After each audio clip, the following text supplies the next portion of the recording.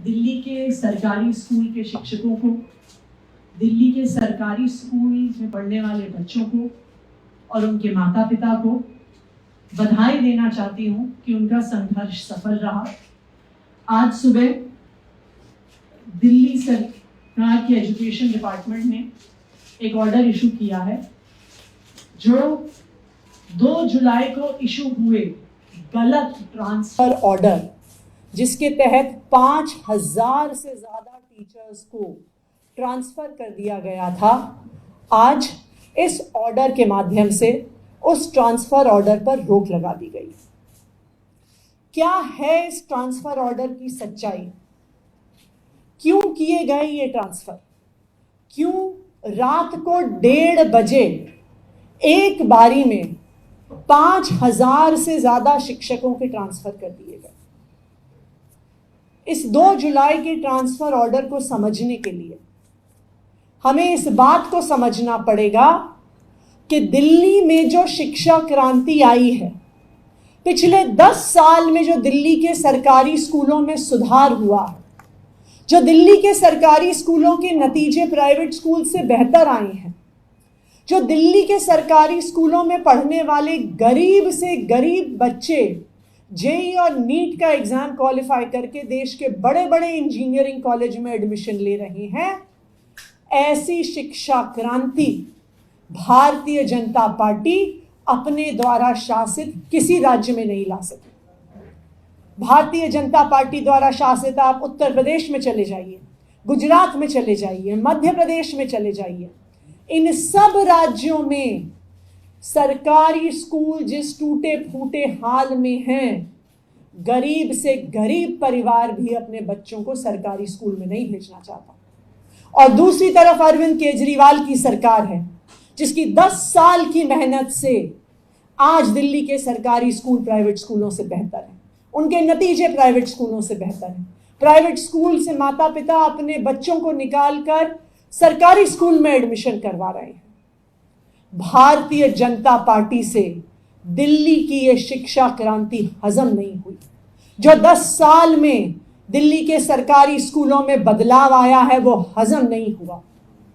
इसलिए भारतीय जनता पार्टी ने षड्यंत्र रचा कि जो शिक्षक पिछले 10 साल से अरविंद केजरीवाल की शिक्षा क्रांति में शामिल हैं, जो दिल्ली के गरीब बच्चों को अच्छी शिक्षा दे रहे हैं, जो सरकारी स्कूलों को प्राइवेट स्कूलों से बेहतर बना रहे हैं, उन 10 साल से मेहनत करने वाले दिल्ली के सरकारी स्कूलों के शिक्षकों का एक बार में तबादला कर दिया जाए।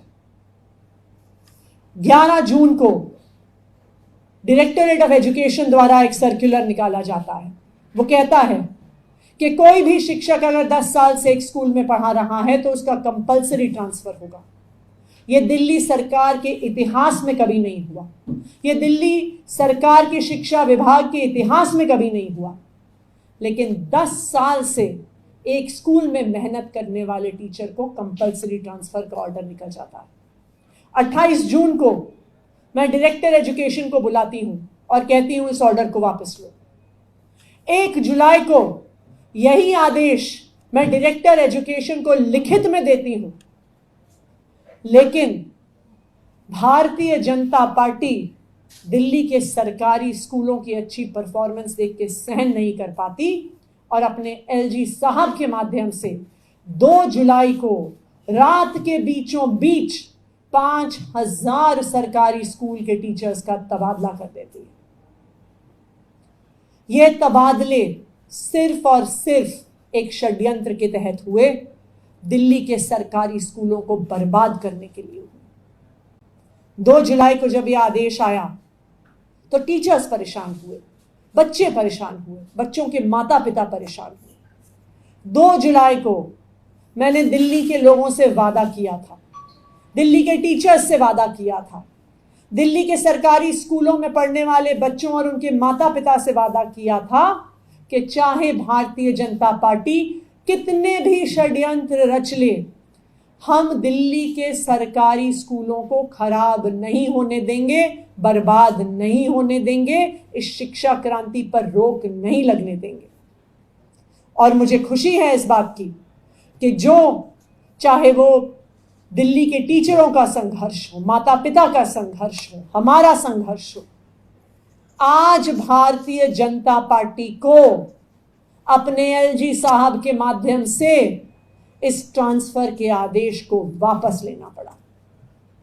यह ना सिर्फ दिल्ली के सरकारी स्कूल के शिक्षकों की जीत है, यह दिल्ली वालों की जीत है। यह ऑर्डर जो शिक्षा विभाग से निकला है, इस बात को दिखाता है कि भारतीय जनता पार्टी कितने भी षड्यंत्र कर ले दिल्ली वालों को परेशान करने के लिए, दिल्ली वालों के काम रोकने के लिए, लेकिन अरविंद केजरीवाल की सरकार दिल्ली वालों के लिए लड़ती रहेगी।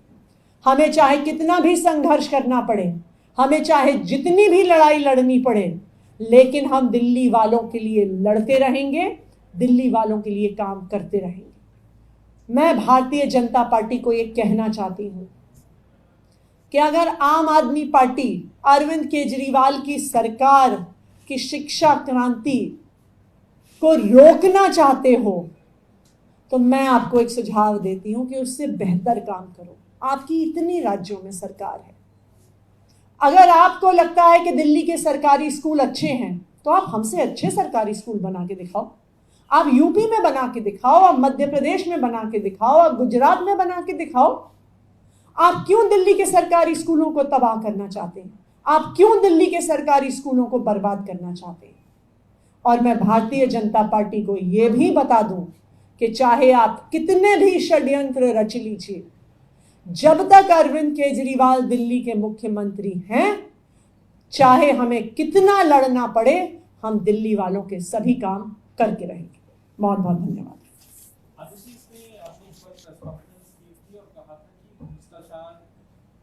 की जानकारी भी है और ट्रांसफर वाले मामले में लेन-देन होने की संभावना भी है। क्या उसे लेकर आपको चीफ सेक्रेटरी की तरफ से या फिर किसी और अधिकारी की तरफ से कोई रिपोर्ट मिली है? उस मामले का क्या वो जांच को लेकर आप लोग आगे बढ़ रहे हैं?